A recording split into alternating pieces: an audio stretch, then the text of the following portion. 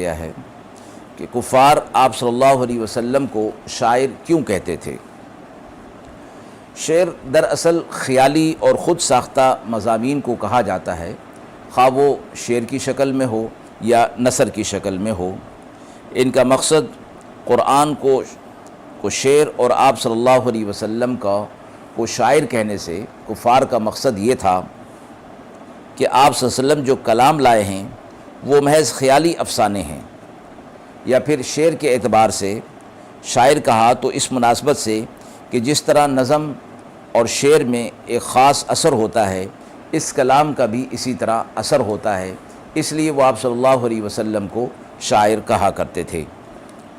روایت میں آتا ہے کہ حضرت عائشہ صدیقہ رضی اللہ تعالی عنہا سے کسی نے سوال کیا کہ رسول اللہ صلی اللہ علیہ وسلم کبھی شعر پڑھتے تھے؟ تو آپ رضی اللہ تعالی عنہا نے فرمایا کہ نہیں، البتہ ایک شعر ابن طرفہ کا آپ صلی اللہ علیہ وسلم نے پڑھا تھا، وہ یہ تھا: ستبدی لک الایام ما کنت جاہلا ویأتیک بالاخبار من لم تزودی۔ اس کو آپ صلی اللہ علیہ وسلم نے وزن شعری کو توڑ کر من لم تزودی بالاخبار پڑھا۔ حضرت ابو بکر صدیق رضی اللہ تعالی عنہ نے فرمایا کہ یا رسول اللہ صلی اللہ علیہ وسلم یہ شعر اس طرح نہیں ہے۔ آپ صلی اللہ علیہ وسلم نے فرمایا کہ میں شاعر نہیں اور نہ میرے لیے شعر و شاعری مناسب ہے۔ وآخر دعوانا ان الحمد للہ رب العالمین۔